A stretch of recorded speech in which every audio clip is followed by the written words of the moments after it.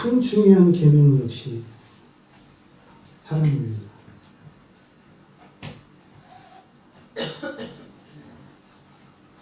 이 사랑의 계명을 성경에서 우리 두 가지로 볼 수 있는데, 하나님을 사랑하는 것과 두 번째는 사람을 사랑하는 것입니다.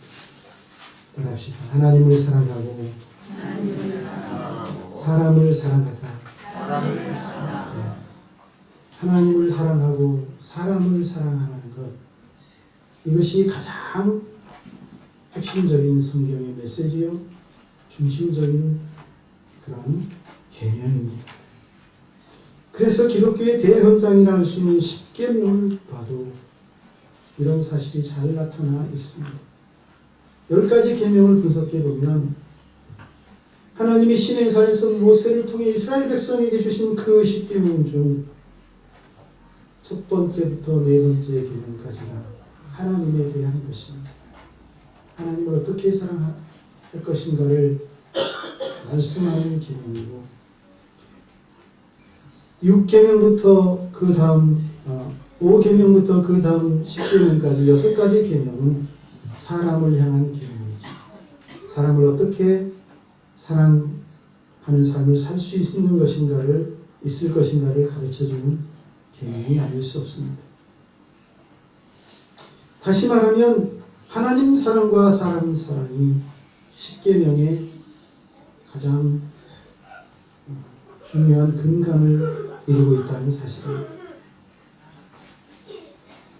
마태복음 22장 35절로 40절에 가면 예수님께서 바로 이 성경의 핵심적인 계명인 사랑의 계명을 가지고 율법사와 대화를 나누시는 장면이 나옵니다. 한 율법사가 예수님께 나와서 예수님을 시험합니다.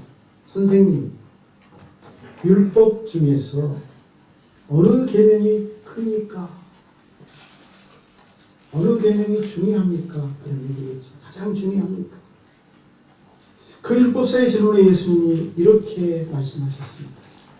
내 마음을 다하고 목숨을 다하고 뜻을 다하여 주 너의 하나님을 사랑하라. 이것이 크고 첫째 되는 계명이고, 둘째도 그와 같으니 내 이웃을 내 자신과 같이 사랑하라. 이 두 계명이 온 율법과 선지자의 강령이라고 말씀하셨습니다.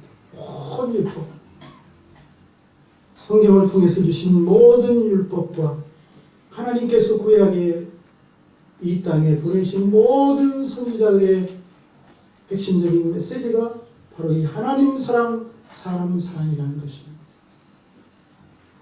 저와 여러분이 하나님을 사랑하고 사람을 사랑하는 삶을 살아갈 수 있기를 주의 이름으로 축복합니다. 다시 말하면 예수님은 율법사와의 대화를 통해 하나님을 사랑하고 사람을 사랑하는 것, 율법의 중요한 계명이고 그것이 인간의 가장 중요한 의무라고 말씀하고 있다는 사실입니다. 그런데 5계명부터 10계명까지 이 6가지 계명을 또 자세히 들여다보면 다시 두 가지로 나누어 볼 수 있다는 사실입니다. 하나는 부모를 사랑하라는 것, 다른 하나는 사람을 사랑하라는 것이 그것입니다. 이웃을 사랑하라는 것이죠. 다시 말씀드리면 사람을 향한 6가지 계명이 부모 사랑과 이웃 사랑으로 나누어진다는 사실입니다. 그리고 놀라운 것은 부모를 사랑하라는 말씀이 사람을 향하여 주신 6가지 계명 중에서 으뜸이라는 사실이죠. 가장 먼저 주어졌다는 것입니다. 이런 사실은 부모에 대한 사랑이 얼마나 중요하고 부모의 효도하는 삶이 얼마나 하나님이 기뻐하시는 삶인지를 보여주는 그런 말씀입니다. 오늘 어버이 주일을 맞이하여 저와 여러분들이 부모 공경에 대한 마음을 새롭게 하면서 함께 은혜를 나누었으면 좋겠습니다.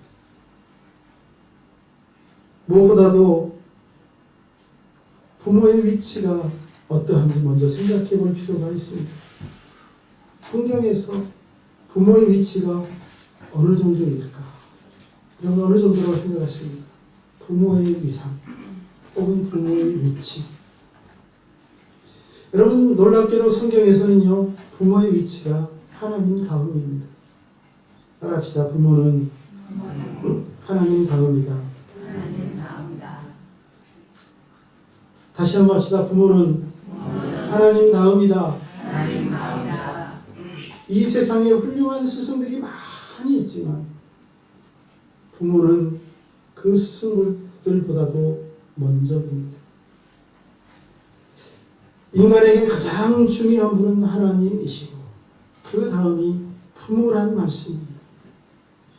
그러니 부모를 가볍게 생각해서는 안 될 것입니다. 이는 조금만 생각해보면 당연한 것이라는 것을 알 수 있습니다.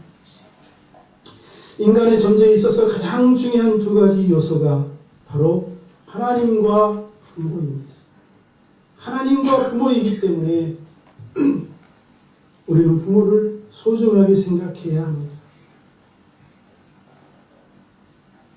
10계명의 인간에 대한 6가지 계명들 중에서 그 첫째가 내 부모를 공경하는 것이었다는 사실.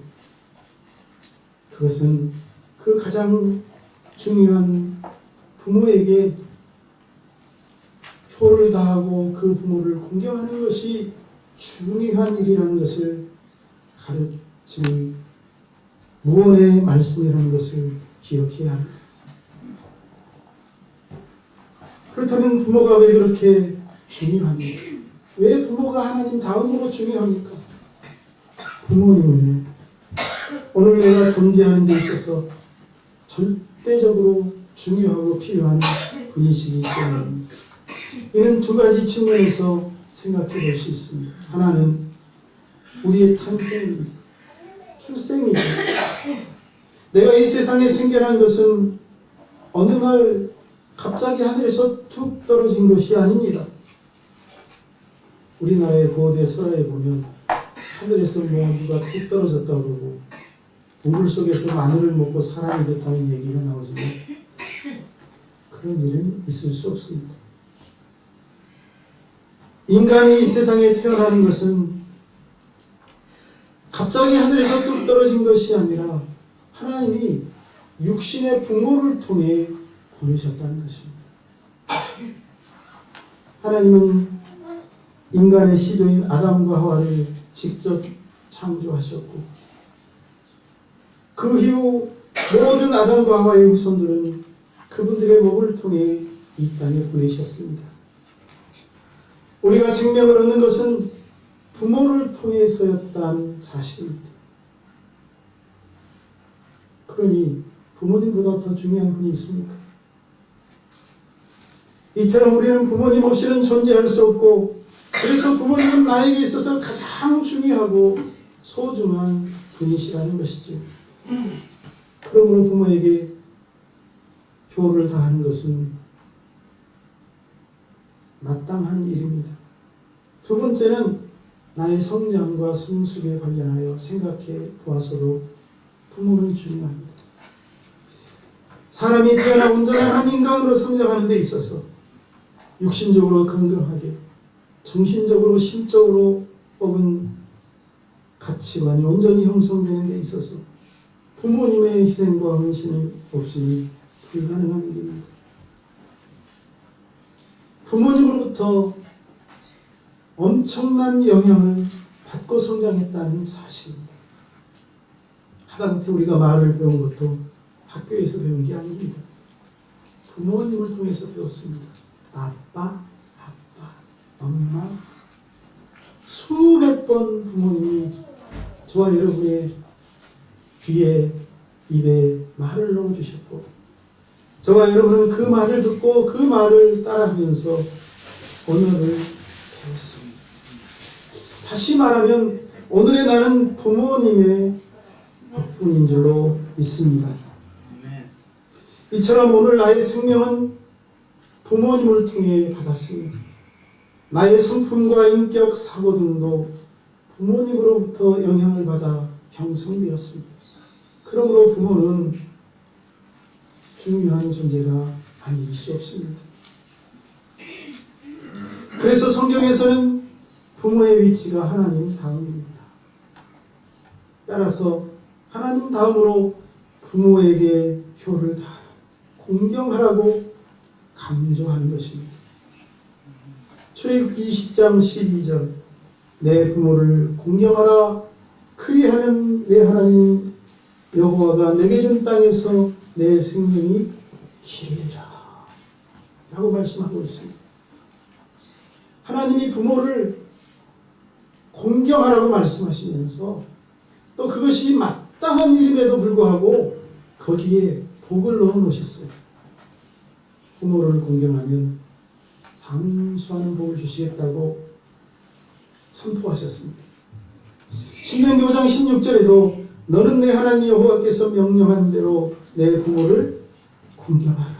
그리하면 내 하나님 여호와가 내게 준 땅에서 내 생명이 길고 복을 누리리라. 여기서는 또 다른 복을 언급하고 있습니다. 장수의 복은 물론이요, 이 땅에 사는 동안 복된 삶을 살게 해주시겠다는 것입니다. 신명기 17장 16절에도 부모를 경홀히 여기는 자는 저주를 받을 것이라 할 것이요 모든 백성은 아멘 할지니라. 무슨 말입니까? 모세가 여호수아에게 명령합니다. 저 가나안 땅에 들어가서 그리심 산에 올라가서는 축복을 선포하고 에발산에 올라가서는 저주를 선포해라. 모든 백성을 앞에 세워놓고 선포하라는 것입니다. 이것은 무슨 얘기입니까? 앞으로 그대로 된다는 거예요. 그런데 그 중에 에발산에 올라가서 선포한 계명 중 하나가 이것입니다.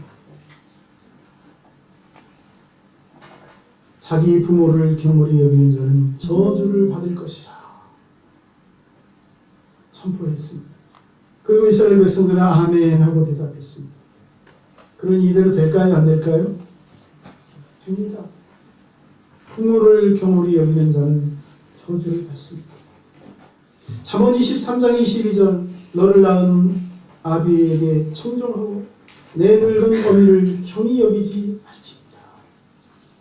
그래서 그렇게 부모를 홀대하지 말라고 부모에게 순종하고 효도하라고 강조하고 있는 것입니다. 잠언 23장 25절에도 내 부모를 즐겁게 하며 너 낳은 어미를 기쁘게 하라. 청정하고 경히 여기지 않는 단계를 넘어서서 이제는 부모를 기쁘게 하고 즐겁게 하는 사람이 되라고 말씀하고 있는 것입니다. 부모의 마음이 기쁘고 즐거워야 부모의 마음속에 함께 계시는 하나님이 기뻐하시고 그들의 삶에 복을 주시는 것입니다.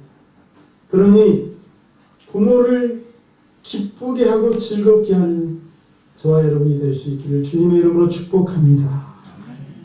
이런 모든 말씀들은 하나같이 부모를 공경하라고 강조하고 있고 부모를 공경하는 사람들에게는 하나님이 약속하신 복이 있다고 알려주고 있습니다. 내 하나님 여호와가 내게 준 땅에서 내 생명이 길고 복을 누리리라. 사도 바울도 바로 이 말씀을 근거로 부모 공경에는 약속이 있다며 약속이 있는 첫 계명이 바로 부모 공경이라며 에베소 교인들에게 권면하고 있는 것이 부모를 잘 섬기라. 에베소서 6장 1절로 3절 자녀들아 주 안에서 너희 부모에게 순종하라. 이것이 이게 옳은 일이래요. 그리고 내 아버지와 어머니를 공경하라. 이것은 약속이 있는 첫 계명입니다. 하나님의 약속이 들어있는 복이 들어있는 첫 번째 계명인데 그 복은 네가 잘되고 땅에서 장수하리라. 할렐루야. 부모님을 짐스러워하고 부모님을 모시는 일을 좋아하지 않는 현대 세대에게는 충격적인 말씀이 아닐 수 없습니다. 여러분, 부모님은 그 자녀들에게 이처럼 하나님 다음으로 중요한 분들이십니다. 부모님은 우리의 생명과 육체의 근원이셨습니다. 부모님은 오늘 나를 존재하게 한 힘이셨습니다. 우리의 육체는 부모님으로부터 받은 것이며 우리의 생명 또한 부모님을 통하여 받았습니다. 할렐루야. 뿐만 아니라 부모님은 우리의 양육자이시기도 했습니다.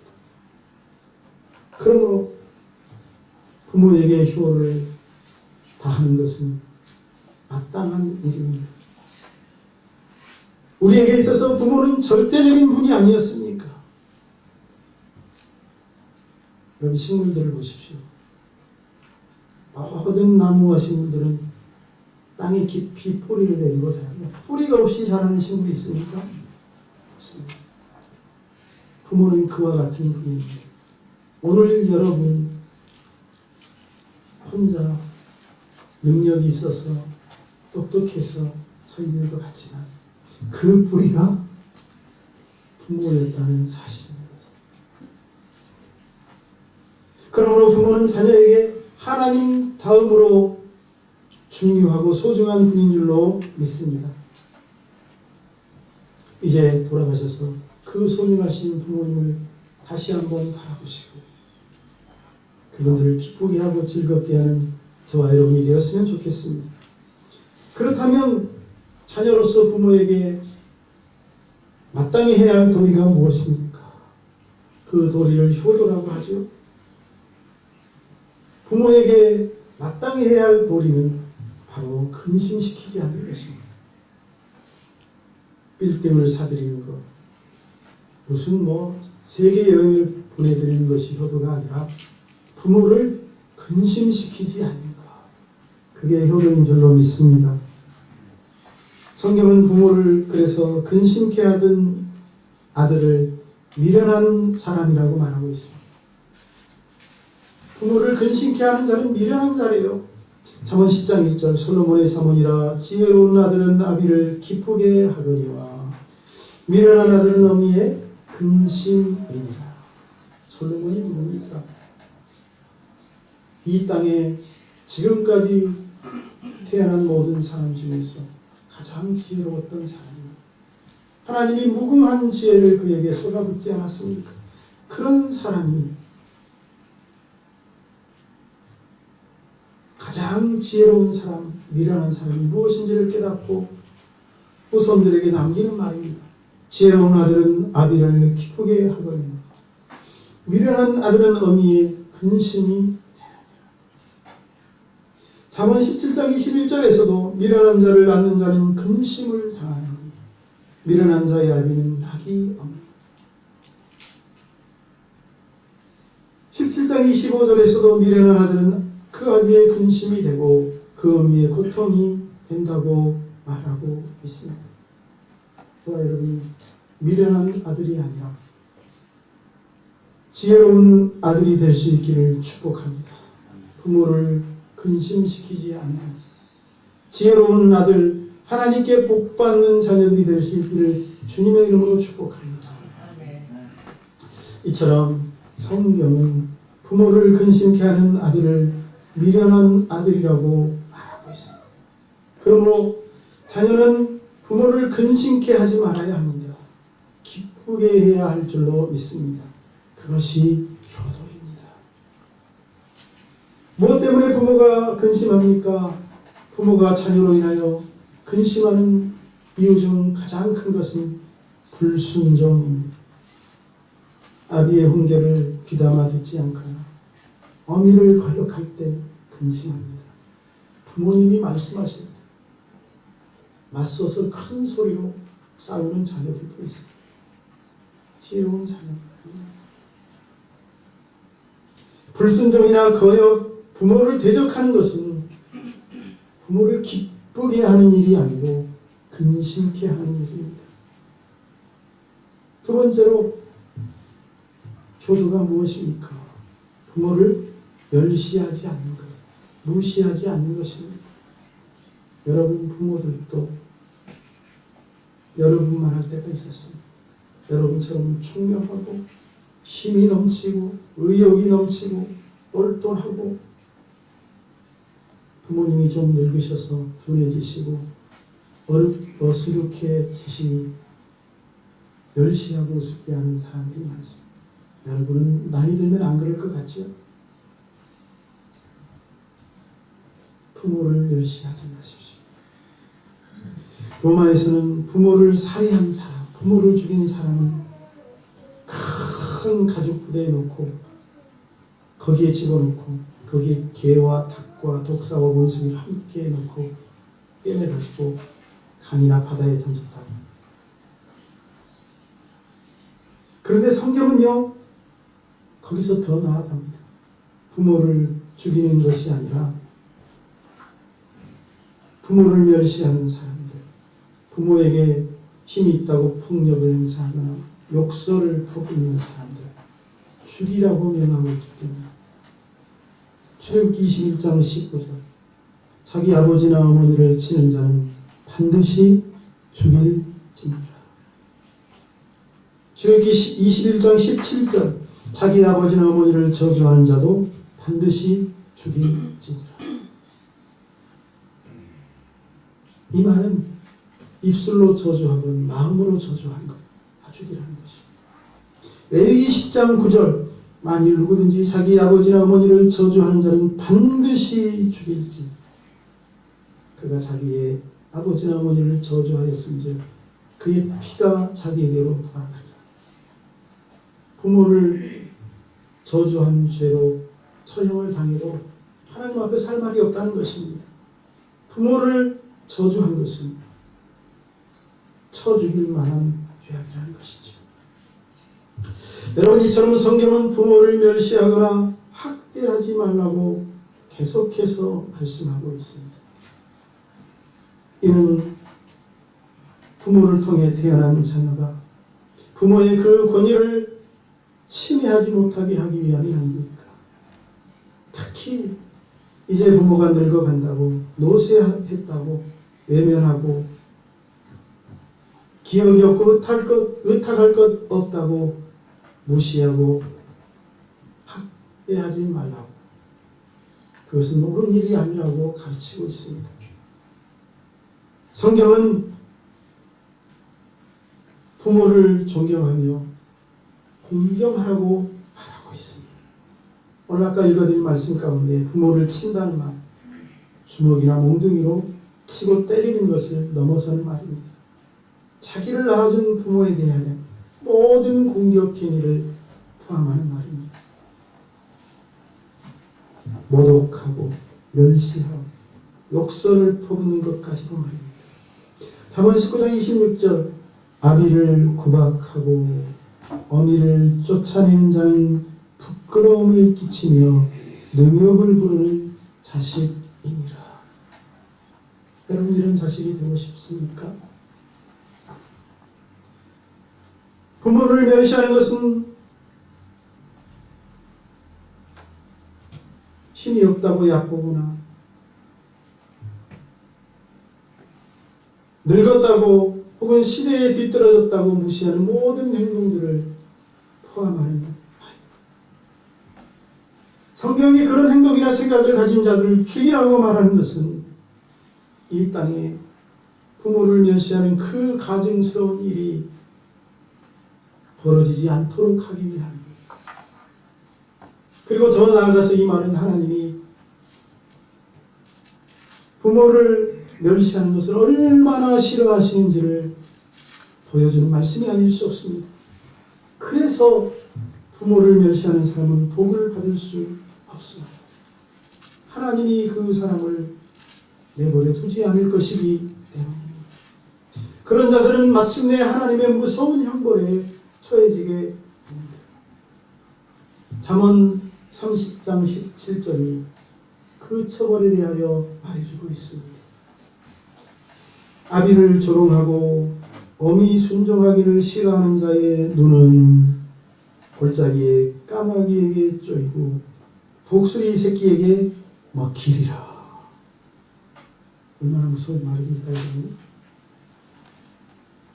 이게 여러분 죽은 다음에 까마귀에게 쪼이고 독수리에게 먹히면 그나마 나을 것. 근데 그런 얘기 없죠. 아비를 조롱하며 어미를 순종하기를 싫어하는 자의 눈은 골짜기에 까마귀에게 쪼이고 독수리 새끼에게 먹히리라. 짐승에게, 심지어 사람이 아닌 짐승에게 그 교만한 눈이 먹힌다는 것입니다. 그렇습니다. 부모를 멸시하는 자는 인간으로서 실패한 사람이니, 짐승과 같은 사람이니, 그 눈은 짐승에게 쪼이게 될 것입니다. 그런데 여러분, 이거는 짐승만을 말하는 말이 아닙니다. 이 땅에 바로 이 까마귀와 독수리와 같은 악한 사람들이 얼마나 많은지 아십니까? 그들에게 가장 중요한 눈을 쪼임을 당하고 먹히면서도 그것이 부모에게 불효한 것 때문에 내게 찾아오는 고통이라는 것을 깨닫지 못하는 사람들이 많습니다. 우리는 부모를 사랑하고 존경하는 자식이 되어야 할 줄로 믿습니다. 그리하여 그런 악한 까마귀와 독수리가 저와 여러분의 삶에 침범하지 못하도록 복을 받는 종들이 될 수 있기를 주님의 이름으로 축복합니다. 아멘. 오늘 말씀 1절, 2절은 부모를 공경하라고 말하고 있습니다. 자녀들아, 주 안에서 너희 부모에게 순종하라. 이것이 옳으니라. 내 아버지와 어머니를 공경하라고 말하고 있지 않습니까? 여기서 공경한다는 말은 세 가지입니다. 부모를 존경하는 것. 혹시 자녀의 눈에 부모가 존경받지 못할 모습이 보인다 할지라도 그것 가지고 부모를 대적하는 것은 옳지 않은 일입니다. 그것은 하나님께 맡기고 자녀된 도리로서, 여러분이 하나님이 아니니 자녀된 도리로서 자기가 해야 할 일은 그 부모를 존경하는 것입니다. 둘째로 부모님의 말씀에 순종하는 것이 공경하는 것입니다. 부모가 말씀하시는데 듣지 않는 것은 그분을 무시하는 것이요, 더 나아가면 멸시하는 것입니다. 세 번째는 부모를 봉양하는 것이 공경하는 것입니다. 이것은 부모에 대한 자녀의 의무이기도 합니다. 부모가 노쇠하고 이제 힘이 없는데 그 늙은 부모를 책임지는 것, 그것이 진정한 공경입니다. 어떤 짐승들 중에는 그 어미가 늙어 힘이 없을 때 먹을 것을 날라다 주므로 잔식의 도리를 하는 짐승도 있다고 합니다. 하물며 인간으로 태어나서 만물의 영장인 사람으로 태어나서 그 부모를 알지 못하고 공경하지 않는다면 어떻게 사람이라 하겠습니까? 자녀는 마땅히 부모를 공경해야 합니다.